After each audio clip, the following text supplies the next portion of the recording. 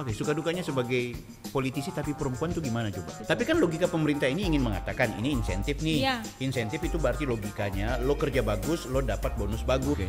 Kemarin salah satu program pemerintah membagikan 47 ton beras. Itu juga lewat BKSUA. Selaku Komisi 4, saya pribadi saya diskusi dengan teman juga di Komisi 4, kita kaget. Diskusi kemarin Bang Taufik dengan Ustadz Rustam Hasan, beliau mengatakan ada diskusi antara BKSUA dengan Komisi 4, itu kan itu sempat saya mendapatkan kalimat itu di situ. Saya Komisi 4 gitu, kita tidak pernah tahu tentang itu. Tentu. Sebenarnya program ini tadi berlanjut, tetapi ada mekanisme yang berubah dan itu kita tidak tahu. Gitu. Kalau kita mau memberikan terima kasih atau kita memberikan bonus, bahasa mereka kan bonus apa? Ya lihat kapasitas orang begitu. Ini kan wakil Tuhan dan nilai itu yang tolong itu diperhatikan. Gitu. Jangan minta tolong sama saya, Bu.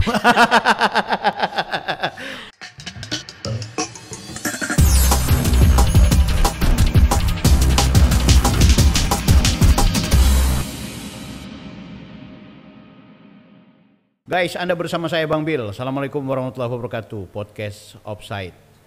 Spesial edisi saya akhirnya mendatangkan narasumber yang keren. Mbak Nur Amelia.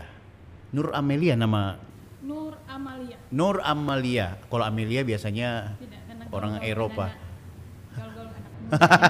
Panggilannya Amel. Oke, Mbak Nur ini adalah anggota DPR daerah Kota Manado. Betul. Tepatnya Komisi 4. Pendatang baru. Oke, aku sengaja mengundang nih Mbak Nur. Aku panggil Mbak Nur aja ya, Ibu Dewan ya, biar lebih akrab. Di sini aku udah beberapa hari ikutin perkembangan di Kota Manado kaitannya dengan soal kebijakan dari pemerintah kota. Tentu berkaitan dengan anggaran ini. Ini lagi viral di mana-mana soal kebijakan Wali Kota Manado terkait insentif rohaniawan. Yang ternyata punya nilai atau nominal yang berbeda antar satu rohaniawan dengan rohaniawan yang lain. Oke, kita akan bahas itu lebih jauh. Tapi sebelum itu barangkali ada semacam saya dapat pencerahan dulu ini.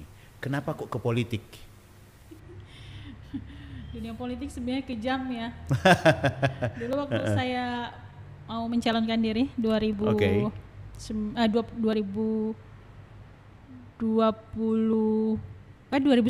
ya? 2019.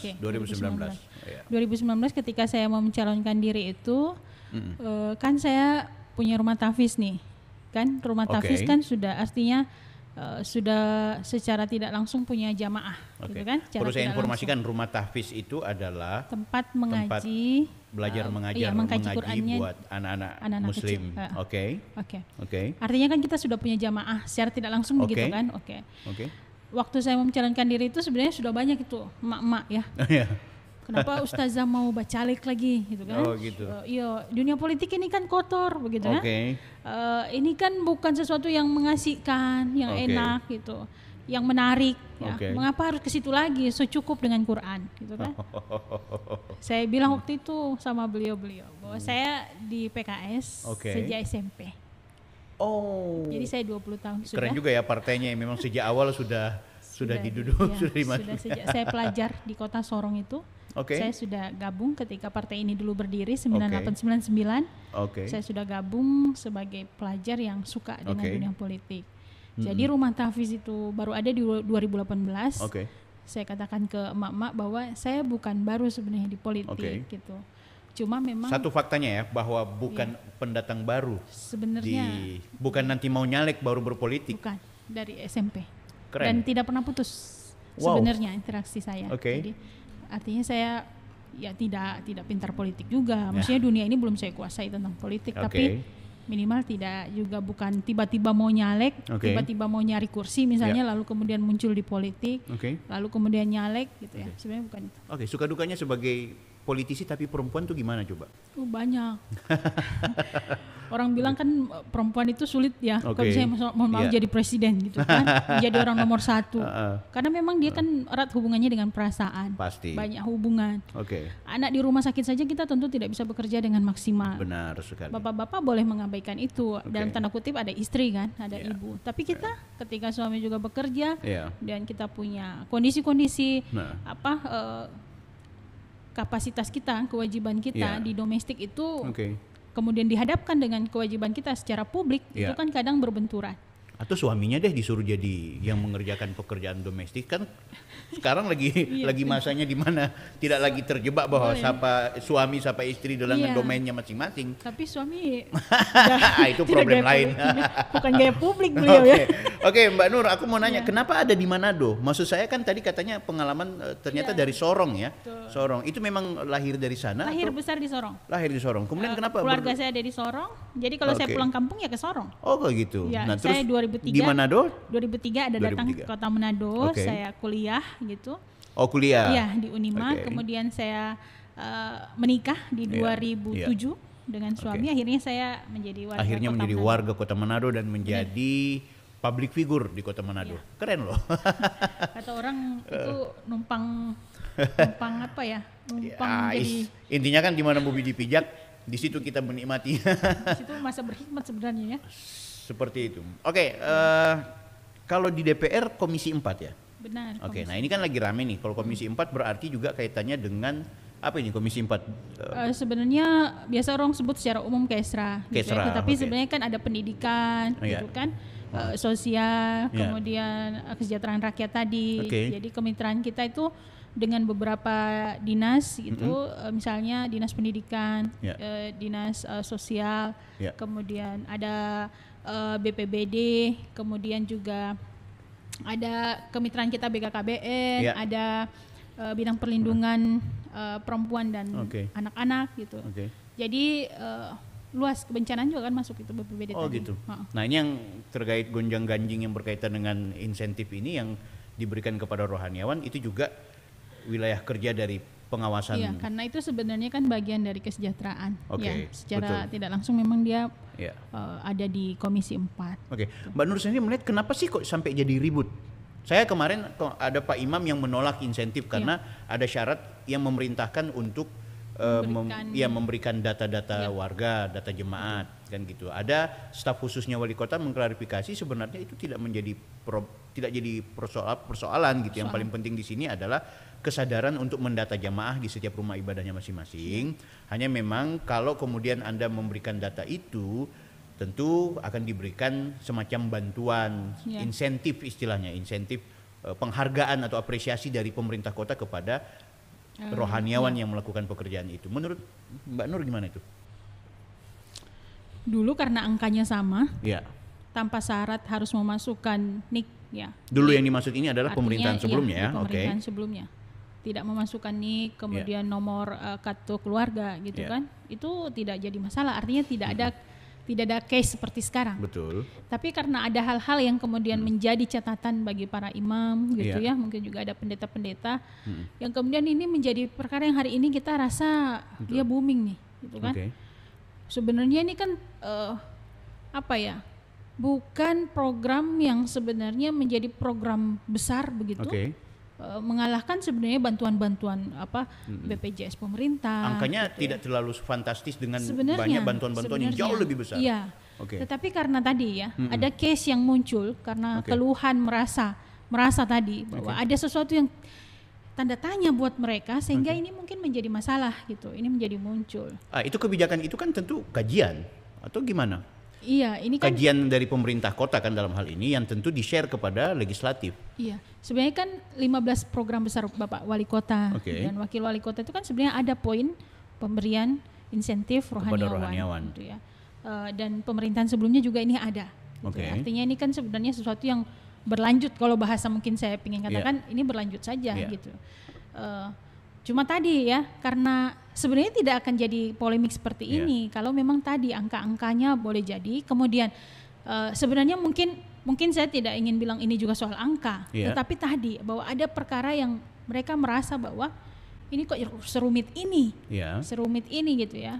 Kita harus melakukan laporan pemberian data. Apalagi sebelumnya kan tidak pakai surat resmi. Mbak Nur sudah tahu kan bahwa memang ada insentif sejak pemerintahan sebelumnya dan itu memang jadi program pemerintahan hari ini juga. Namun sekarang yang kemudian menjadi persoalan adalah syarat terkait teknis-teknisnya gitu kan. Nah, kenapa nggak dibahas dulu teknis-teknisnya ini? Apa Mbak Nur sudah tahu bahwa paling insentif ini sama aja dengan yang kemarin? Iya, kita kan begini ya. Mau bilang bahasa tiba-tiba, gitu ya. Tiba-tiba ada, tiba-tiba ini. Ini secara pribadi begitu ya, dan diskusi kami dengan beberapa teman, ada beberapa hal yang tiba-tiba tadi gitu ya. Tiba-tiba dilakukan oleh pihak-pihak tertentu. Sebenarnya program ini tadi berlanjut, tetapi ada mekanisme yang berubah dan itu kita tidak tahu gitu kan. Kita tidak tahu sebelumnya. Di diskusi kemarin Bang Taufik dengan Ustadz Rustam Hasan gitu ya. Beliau mengatakan ada diskusi antara BKSUA dengan Komisi 4 itu kan, itu sempat saya mendapatkan kalimat itu di situ. Saya Komisi 4 gitu. Kita tidak pernah tahu tentang itu, tidak pernah berdiskusi tentang mekanisme Komisi ini. 4 tidak pernah tahu atau Mbak Nur yang tidak sempat tahu? Bagaimana? Bisa nggak itu? Begini, saya ingin nanti perlu juga dapat klarifikasi itu. Bang Taufik, bagaimana lihat ya? Saya mohon maaf tidak sombong, tetapi semua rapat yang terkait bahkan hearing gitu misalnya dengan Komisi 4, saya pastikan saya ada. Saya pastikan semua saya ada. Di diskusi grup dan sebagainya pun saya ada gitu. Saya bukan yang diam atau cuma cukup memantau, tidak, saya memberikan masukan. Tidak pernah ada pembahasan ini. Jadi Anda mau katakan bahwa perubahan insentif rohaniawan yang berkaitan dengan angka sampai dengan persoalan teknis itu murni dari pihak eksekutif. Tapi itu wajar, itu kan kebijakan. Artinya ini kan program mereka. Itu wajar. Artinya ada perubahan angka, perubahan mekanisme, sistem dan sebagainya, itu wajar. Tapi itu fungsi pengawasan DPR juga kan penting ya untuk itu melakukan. Itu perkara yang wajar ditentukan, diterapkan oleh pemerintah, kan ini bagian dari program mereka. Tetapi tadi kalau dikatakan bahwa ini sudah dikomunikasikan, didiskusikan dengan kami Komisi 4, saya malah berbalik bertanya, Komisi 4 yang mana gitu kan? Kalau bahkan di tanggal 14 saya punya chat bahwa ketika masuk aspirasi ini oleh Ustadz Ruslan dan kawan-kawan, dan mungkin saya membaca juga di grup, kebetulan saya juga aktif gitu ya, saya ada juga di grup para imam Mapangat gitu, karena tempat tinggal saya.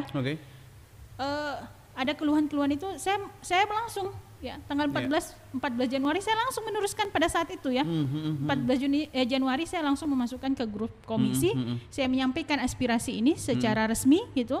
Bahwa ada keluhan panjang dengan saya sertakan screen yang mereka posting, yang mereka masukkan secara pribadi ke saya gitu. Saya ini resmi kan, maksudnya ini aspirasi. Tetapi mohon maaf, kalau seandainya gitu tadi kembali ke bahwa ada yang Komisi 4 sudah melakukan pembahasan ini, tentu akan ada jawaban, oh Bu Nur gitu ya. Kita sudah sempat membahas ini. Artinya di internal Komisi 4 juga kita, mohon maaf, saya pribadi tadi gitu ya, tidak tahu ini. Tadi mau bilang mungkin tidak terbahas di belakang saya mungkin ya, saya anggota, tapi saya rasa tidak terbahas. Walaupun sebenarnya tanpa Komisi 4 sekalipun, sebenarnya ini program pemerintah. Ini program pemerintah gitu kan. Ini sebenarnya tinggal hanya soal karena ada teriakan dari masyarakat, sehingga itu perlu juga ada sifatnya yang kognitif. Karena kalau kita mau bicara undang-undang pemerintahan daerah kan kaitannya soal namanya anggaran belanja, pasti masuk juga raperda kan, pembahasan kan gitu. Betul. Karena ini bukan, walaupun angkanya tidak fantastis dengan bantuan-bantuan yang lain, tapi ini terbahas. Ini pembahasan gitu. Ini anggaran, ini uang rakyat yang dipakai dengan atas nama program pemerintah. Artinya yang tentu Dewan harus tahu, sebenarnya sudah tahu bahwa ada anggaran ini. Iya gitu, itu. Kan? Nah, saya mau nanya soal BKSUA tuh apa kapasitasnya kalau kemudian ikut menentukan dan mendapatkan punya legitimasi bahwa mereka representasi dari semua rohaniawan yang ada di Kota Manado. BKSUA itu gimana sih? Saya nggak tahu. Saya jujur bahwa secara pribadi saya tidak terlalu tahu tentang BKSUA, tapi saya tahu ketika dilantik kemarin salah satu program pemerintah membagikan 47 ton beras, itu juga lewat BKSUA selaku Komisi 4. Saya pribadi saya diskusi dengan teman juga di Komisi 4, kita kaget. Ada program pembagian 47 beras cadangan pemerintah 47 ton yang setelah saya cari tahu Ternyata itu lewat BKSUA. Oke. Tanpa lewat Komisi 4 juga? Tanpa kami ketahui. Sebenarnya tadi program pemerintah, tapi tadi fungsi pengawasan kita. Apakah tadi makanya saya bilang tiba-tiba. Ya. Artinya kalau seandainya semua terjebak, ini kan program pemerintah, yes, tapi kalau kemudian fungsi legislatifnya gimana gitu kan? Iya, makanya fungsi waktu budgeting, kita kan sempat pengawasan. tanya. Tapi kan semua program pemerintah itu sudah tertata rapi dalam APBD. Jadi ini mau beli apa, ini mau belanja apa, ini mau belanja. Kan pembahasan itu gitu. kan yang kemudian mohon maaf. Ibu Nur tidak dibanggar? Tidak. Oh tidak gitu. Meski demikian kan punya kapasitas. Saya makanya waktu Mbak Rani, rekan Dewan juga menyampaikan terkait ini kan kemudian ini di. Oh ya, ini juga saya mau informasikan ya bahwa yang bikin agak sedikit dalam tanda kutip ribut ini kan karena tanggapan dari pemerintah terhadap kritik dari Ibu DPR Ibu Jurani Rurubua gitu terkait beliau kurang setuju. Bahkan beliau menyampaikan bahasa dari para rohaniawan menyebutkan istilah insentif ini terkesan diskriminatif. Itu kemudian dapat serangan tuh dari pemerintah kota. Akhirnya jadi bola panas, bola liar gitu. Saya pribadi nih ya, kapasitas ketika membaca itu kok seakan-akan dikatakan tidak berterima kasih. Dirasa bahwa Mbak Rani ini tidak peka, tidak bersyukur. Saya kan di situ saya mendapatkan kalimat bahwa Jurani tidak mengatakan menolak, bukan, tetapi tadi ada besaran angka, ada sistem mekanisme yang kemudian jadi bukan soal kita tidak bersyukur. Anda sendiri melihatnya gimana program itu? Saya sangat senang. Bahkan termasuk mohon maaf sebelum ini kemudian ada kan saya juga termasuk yang selalu tolonglah diperhatikan insentif imam ini. Artinya kami tidak menolak loh. Kami bersyukur sekali. Tapi tadi ada kritikan, ada pandangan kami yang itu bukan seharusnya tidak boleh bola liar dilempar begini. Salah ini dan tidak. Gitu. Tapi kan logika pemerintah ini ingin mengatakan ini insentif nih. Insentif itu berarti logikanya lo kerja bagus, lo dapat bonus bagus. Sebenarnya ini tidak layak diukur begitu kan? Kalau bahasanya ini insentif gitu. Tapi karena memang dalam struktur pemerintahan juga yang namanya imam kan tidak ada hubungannya. Tidak ada. Ini insentif atau bantuan yang diberikan apresiasi ini kan juga sifatnya hanya kebijaksanaan, bukan. Tapi kebijaksanaan itu nilainya juga diperhatikan dong. Kebijaksanaan itu juga punya nilai. Yang mereka memberikan nilai apabila Anda bekerja maksimal. Nilainya tadi, mohon maaf. Dengan kapasitas tadi pekerjaan kemudian ada 600 gitu, dibeda-bedakan dalam hal itu juga secara pribadi. Mereka menganggap bahwa pembedaan ini bukan karena kapasitas banyak umat, banyak mereka punya tugas merekrut, melakukan pendataan, membina, ini mengayom. Ini kan bahasanya sisi adil. Sisi adil. Kalau rohaniawan kan dia tidak masuk dalam kategori gaji, tapi apresiasi dalam istilah insentif gitu. Apresiasi itu juga harus kita ukur nilainya. Artinya kalau kita mau bilang ucapan terima kasih, saya mohon maaf ya. Bahasa mereka ukur dengan jumlah itu loh, pekerjaan mereka. Itu gimana? Kalau menurut saya nilai ya. Bang, kalau saya memberikan insentif misalnya, ada beberapa orang, tentu saya akan nilai. Bang Bil saya kasih berapa ya, sesuai kapasitas. Saya akan memberikan misalnya teman saya yang satu, ya ucapan hadiah kah, terima kasih kah, tentu dengan kapasitas dia. Betul. Apakah kapasitas imam? Ya, mohon maaf, wakil Tuhan. Kalau kita mau kasih hadiah dengan hadiah yang tadi tidak bisa kita ukur dengan kapasitas dia apa sih itu. Ini tadi saya tidak bilang ini ya udah bebas memberikan berapa saja kan ini ucapan terima kasih. Tapi tadi kalau kita mau memberikan terima kasih atau kita memberikan bonus, bahasa mereka kan bonus apa? Ya lihat kapasitas orang begitu. Ini kan wakil Tuhan. Kalau tadi saya mau bilang tidak bisa diukur bahwa pala memang dia ada itu. Artinya Ibu Dewan ingin mau bilang kita juga mau senang sekali memberikan bantuan atau membantu para imam dan pendeta. Tadi ada nilai itu yang tolong itu diperhatikan. Gitu. Jangan minta tolong sama saya Bu. Sekarang gini, aku mau nanya soal sebenarnya sih apa sih yang menjadi landasan? Aku nanya ke staf khusus, landasan hukum insentif ini apa? Iya, sebenarnya kan tidak ada, ini kan tadi karena dia bagian dari hadiah gitu ya, dia insentif program. Saya pikir ini program, walaupun memang program itu harus merujuk berdasar hukum kan? Berdasar hukum. Karena mengeluarkan uang gitu. Iya benar. Podcast saya ini minta maaf ya, saya dapat misalnya sedikit hasil dari YouTube. Ada iklan di situ. Saya harus bayar pajak ketika saya mau mencairkan uang saya di YouTube. Nah pajak itu saya bayar untuk negara. Negara ini mulai dari tingkat pusat sampai dengan daerah. maksud saya ketika negara mau mengeluarkan program untuk mengeluarkan uang, harusnya ada saya juga harus tahu karena dalam undang-undang peraturan pemerintahan daerah itu efektivitas, akuntabel, bertanggung jawab, efisiensi itu benar-benar terukur. Payungnya itu sudah ada gitu. Nah, sehingga itu saya mau nanya, insentif ini yang sebenarnya tidak diatur secara normatif, ya kan? Tapi hanya karena kebetulan program.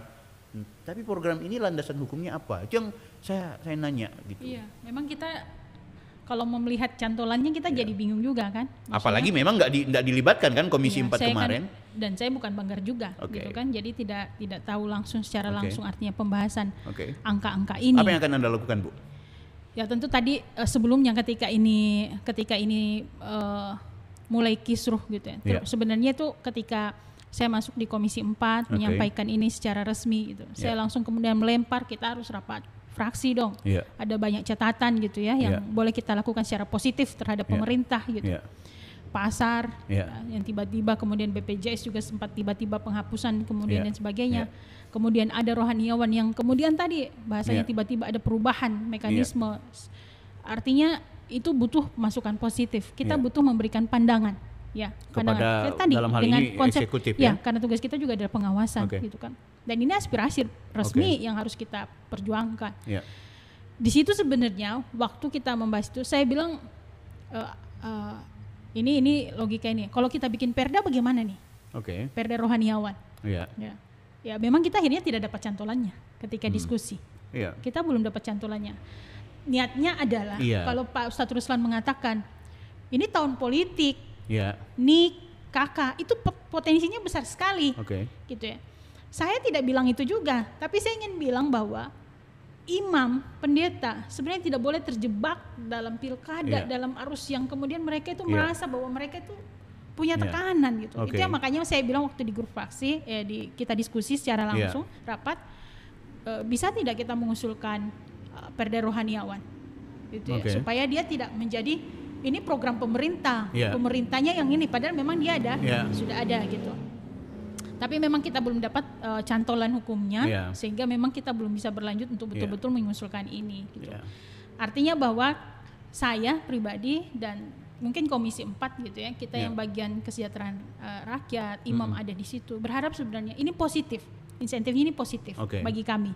Tetapi tadi kalau insentif ini tidak ada ruang yang menimbulkan keresahan, perbedaan pendapat sebenarnya wajar. Cuma case yang ini case-nya lumayan. Bahkan ada yang bilang kasus ini akhirnya menyebabkan ada kesenjangan antara imam dengan badan takmir masjid. Ini menarik nih, kemarin ada Bang Rustam nih, Ustadz staf khusus, beliau bilang ini kan kita sebenarnya mau ukur imam itu mampu nggak mengkoordinasi kepada badan takmir masjid dan remaja masjidnya untuk melakukan pendataan jamaah semua. Tapi saya bilang kan ini udah kudung diinformasikan bahwa kalau mendata di masjid berpotensi dapat insentif. Nah, pengalaman di masjid, BTM dan juga keimaman itu berkelahi. Ayo, itu tidak sesederhana itu kan? Tidak sesederhana itu bisa, makanya akhirnya Bung Ruslan yang dari imam di Masjid Brimob itu menyatakan saya tidak akan pernah mengumpulkan. Akhirnya ini gimana, jadi simpang siur ya? Makanya kemarin waktu saya nonton podcastnya itu, mohon maaf gitu ya Ustadz Rustam. Beliau teman saya juga. Jadi ketika beliau bilang jangan diukurlah angka kakak itu akan dapat banyak kalau banyak kakak. Saya justru bilang terus mau keluarin angka besaran yang akan didapatkan rohaniawan dari mana?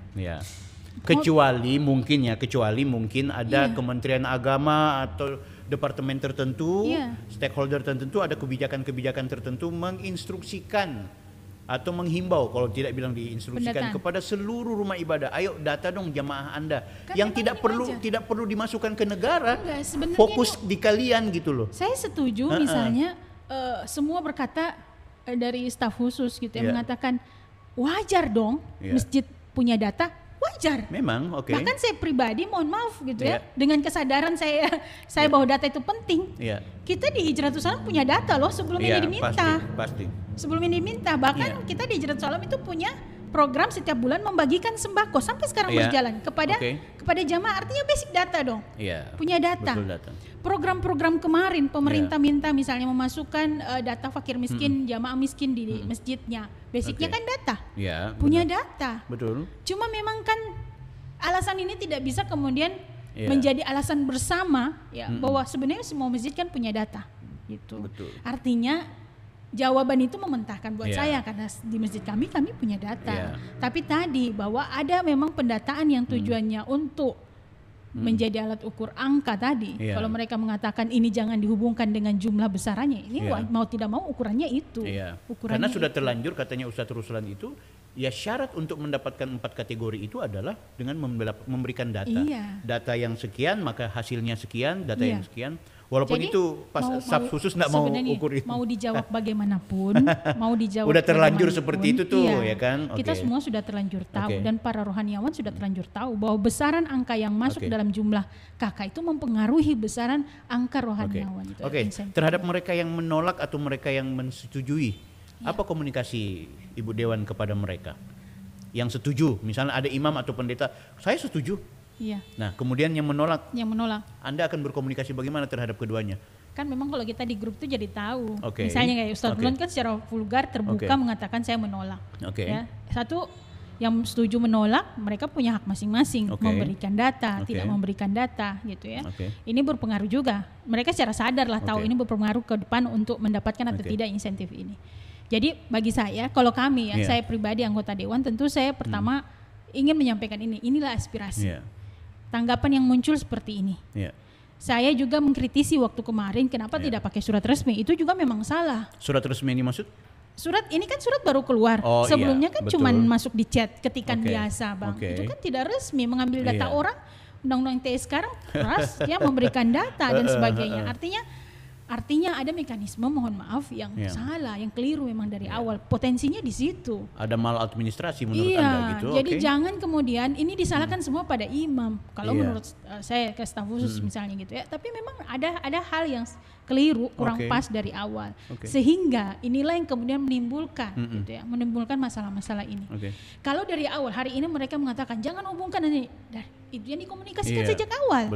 Maka jangan kemudian menyalahkan ini. Artinya tadi mekanisme yang keluar sejak awal ini ada yang kurang pas. Arahnya akan kemana menurut Anda ini? Arahnya akan kemana ini kebijakan ini? Apakah Anda akan ya sudah mengalir saja, membiarkan atau? Menurut saya tidak juga dibiarkan. Artinya bahwa harus ada perbaikan. Saya berharap malah insentifnya sama. Saya berharapnya itu. Saya berharapnya itu. Karena angkanya, mohon maaf, kalau seandainya ini insentif dikatakan sama tanpa kemudian ada persyaratan untuk memberikan data. Setiap masjid wajib punya data. Itu garis buat saya. Karena tadi betul. Tapi wajibkah menyerahkan kepada pemerintah kota? Sebenarnya tidak langsung memberikan secara langsung oleh imam. KUA. Kita punya data yang tentu masuk ke KUA. Kenapa tidak diambil ke KUA? Berarti Kesra datang aja ke KUA gitu. Kan memang jalurnya harusnya ke situ. Tapi kan Kesra punya kepentingan untuk misalnya mendistribusikan bantuan, kan Kesra nih kepada jemaah-jemaah apa semua, atau enggak, kenapa harus lewat imam? Ambilnya kan KUA. Atau lewat lewat pala, lewat apa kalau bantuan dari Kesra gitu kan. Tapi ini kan murni hanya karena kepentingan insentifnya rohaniawan. Saya pikir tadi tetap KUA kita boleh. KUA itu kan kalau mengarahkan imam, itu kan wajar. Pendeta wajar karena mereka memang ada di garis itu. Istilahnya jalur lah gitu ya, ikut jalur gitu. Jadi kalau menurut saya, kalau dikatakan apa harapan saya, sama. Saya ini logika saya. Kalau dia masuk di anggaran, kemudian ini sudah ditoki misalnya, saya coba cek tadi pagi berapa sebenarnya angkanya, ada di pos mana angka ini. Saya membaca dengan analisa saya, ini ada di Kesra, di bantuan hibah dan kesejahteraan, ada di angka 24 M. Kategorinya hibah. Iya, saya tidak tahu, makanya saya pikir. Tapi saya membacanya ke situ karena saya coba membuka. Karena begini, soalnya saya tidak tahu ada di mana. Dari pihak Pemkot, ya kan, mengatakan bedakan insentif dengan bansos dan juga hibah. Iya, memang tidak ada di Dinsos. Gitu. Saya masuk tadi pagi ke Kadis. Kalau begitu Dinas Sosial, insentif gitu. Kadis Dinas Sosial, Kadis Semi, saya tanyakan, Pak, insentif ini ada di mana? Kalau ada angkanya berapa? Supaya kita juga tahu gitu kan. Beliau mengatakan tidak ada, ada di Kesra. Saya masuk ke kantor, memang di kantor dewan kami belum pegang itu karena sedang penyusunan gitu. Tapi saya bilang coba dibuka. Kalau sudah ada masuk beritahu. Ada angka di situ tidak menyebutkan rohaniawan secara persis, tetapi yang saya analisa ini ada di hibah dan kesejahteraan Kesra, angkanya 24M. Tetapi saya coba berdiskusi, diskusi dengan Bu Yanti. Kemarin kita perjalanan sama-sama, rekan partner di wakil komisi 4. Saya bilang begini, ini logika saya ya. Kalau sudah diangkakan, bagaimana cara menulis, menghitung, mengkira-kirakan angka yang harus mereka tulis ketika imam pendeta belum masukkan kakak. Berapa jumlah yang harus ditulis ya? Kalau ini angkanya beda-beda. Itu ya, ini logika saya bilang. Kalau dulu angkanya sama, boleh kita tulis dengan logika prediksi kita. Oke, dana rohaniawan adalah 1.500.000 dikali 1.000 rohaniawan. Angka prediksinya begini. Inilah yang dianggarankan. Tapi kalau yang seperti ini, tidak, orang masih belum memasukkan semua. Bahkan ketika penyusunan mungkin masih meraba-raba. Lalu menghitung angkanya bagaimana? Ini logika saya. Ya, jadi saya juga jadi mikir, mengapa harus sama? Karena memang ketika menganggarankan jadi pasti sama dengan bantuan sosial lainnya. Target pemerintah memberikan dana lansia di tahun ini berapa? 6.000 sekian misalnya. Berapa angka per lansia? Misalnya 500. Maka anggarannya jelas, 500 dikali 6.000 sekian. Inilah targetnya. Maka dalam konteks ini tidak tertulis, tidak terbaca dengan. Saya secara pribadi, kita kan ketika ada anggaran, boleh, oh ini berapa sih penerimanya, PM-nya berapa? Oh ini 24M ini berapa hibah untuk pesantren untuk ini nih sisanya. Artinya secara logika ketika dan dia berbeda angka. Dan memang harus tertulis dia ya. Iya, cuma karena bukan banggar juga ya. Jadi saya tidak terlalu ini. Saya minta maaf ya, kenapa saya agak sedikit peduli untuk membicarakan ini. Sebenarnya tidak hanya ansih bicara soal insentif rohaniawan. Intinya ada anggaran yang dipakai oleh negara. Betul. Dalam hal ini pemerintah untuk kepentingan-kepentingan entah kepentingan masyarakat, kelompok-kelompok tertentu atau apapun, intinya menggunakan anggaran rakyat. Ya kan? Publik itu, saya sempat bilang ke Rustam, Pak Ustadz Rustam, saya bilang publik ini sebenarnya lagi marah loh. Di tengah pandemi yang banyak sekali bantuan-bantuan yang biasa mereka terima, dana-dana program yang biasa diterima kemudian tiba-tiba hilang hanya karena kebetulan anggaran menipis atau anggaran. Tapi kita dipertontonkan, ini saya bilang nih kemarin, dipertontonkan dengan praktek penyelenggara negara baik legislatif dan juga eksekutif nih yang sedikit dalam tanda kutip melakukan pemborosan. Kalau saya mau bahasa kasarnya begitu. Maaf teman-teman DPR itu bajunya sampai 20 juta satu orang. Ya kan? Kemarin juga di Manado ada mobil dinas baru di tengah pandemi nih. Artinya kalau ini wajar. Kalau selama ditata saya pikir wajar gitu. Ya, saya mengerti. Saya mengerti sekali. Banyak orang mengerti sekali bahwa yang namanya anggaran pakaian kemarin is okay karena normatif. Ya kan? Tapi kita kalau bicara efisiensi, kenapa tidak ada anggota DPR yang bersuara menyatakan walaupun akhirnya dia tidak akan tapi setidaknya dia sampaikan di publik lagi lapar loh banyak orang, kok kita pakai baju-baju yang agak mahal begini. Walaupun kemudian tidak akan diubah norma itu. Itu tergantung publik juga. Kalau publik lagi marah dia akan demo. Cuma kan di Manado tidak lakukan itu. Tapi setidaknya ada sense of belonging ke apa istilahnya ini bagi. Sebenarnya di grup itu bertanya. Tapi karena memang dikatakan tidak keluar dari aturan. Ini ada payung hukumnya. Ini dasar. Bagaimana dengan kalau ada aturan yang memberikan kesempatan kepada hal yang serupa dengan angka biaya yang cukup besar yang tidak efektif, tapi karena ini sesuai dengan aturan, kemudian tidak substansial dan mengena dengan problem-problem masyarakat, apakah anggota DPR tidak mau menolak itu kah atau seperti apa? Harusnya ada. Lembaga. Maksudnya kita secara pribadi, mungkin kalau teman-teman dewan mau jujur saya cerewet sekali di grup. Artinya semua hal saya mau tahu, ya. Semua hal saya mau tahu, semua hal ingin saya bahas, semua hal walaupun ini kan ada komisi ini yang seharusnya mengurus, misalnya gitu. Keributan yang Ibu lakukan itu apa ada hasilnya? Ada perubahan dari tuntutan-tuntutan yang Ibu lakukan misalnya? Tentu ada teman-teman yang menjawab. Tentu ada teman-teman yang bersinergi dengan kita. Ayo Mel gitu kan. Bu Nur gitu kan. Kita sama-sama lihat. Kali ini terkait insentif, apa Anda akan ributin? Insentif ini saya sudah sejak awal mengatakan. Artinya begini tadi saya bilang, di HP saya persis di tanggal yang sama ketika Ustadz Ruslan menaikkan di Facebook, kemudian ribut, saya langsung. Saya juga langsung bersuara ke fraksi. Kita punya rapat fraksi, notulennya jelas ada fotonya, gitu ya, bahwa saya menyuarakan ini. Apa yang Anda suarakan? Bahwa ada kritikan, ada keluhan bahwa hal-hal ini terkait ini. 47. Dan Anda menyetujui kritikan itu? Anda tolak kebijakan ini? Yang mananya? Yang berkaitan dengan insentif rohaniawan, Anda akan... Saya senang dapat insentif. Pengawalannya seperti apa nanti? Kita mau hearing nih. Mau hearing? Iya. Memang ada usulan bahwa segera kita hearing antara Kesra dengan perwakilan tokoh-tokoh agama. Kalau kemudian tetap bersikeras dari pihak pemerintah kota akan seperti yang mereka mainkan sekarang, apa yang akan Anda lakukan? Kita berharap ada rekomendasi lah dari Dewan. Rekomendasinya seperti? Ini tentu secara tertulis. Anda menjamin bahwa rekomendasi itu pasti akan kemudian... Tugas kita tugas kita Dewan adalah kemudian mengawasi ini, menyambungkan, mempertemukan gitu ya, mendiskusikan, komunikasikan ini. Terlepas kemudian dilaksanakan oleh pemerintah, tapi kita tidak berharap dong pemerintah semua, maksudnya mereka yang punya hak, mereka yang bikin, kemudian tidak mengindahkan kita tidak berharap begitulah. Kita berharap adanya rekomendasi begitu dari Dewan, itu kemudian mempengaruhi insentif yang kemudian akan diberikan. Kita berharap itu. Tidak, orang bilang, mohon maaf, mungkin ada teman-teman Dewan juga, atau mungkin ini sudahlah Mel, Nur, nggak usah baca cerita terlalu banyak. So begini keadaan. Saya tidak mau itu gitu. Ya, ada saya yang anggota DPR seperti itu? Tentu kan, karena ya kita merasakan sudah bicara begini-begini, mari kita agak slow dulu ya. Tapi saya berharap tidaklah. Cukup. Anda akan tetap vokal untuk itu? Tetap vokal ya. Pasti. Ini tadi menjadi perempuan aja tidak mudah. Gitu. Nur Amalia dengan segala pikirannya. Saya Bang Bil. Assalamualaikum warahmatullahi wabarakatuh. Waalaikumsalam.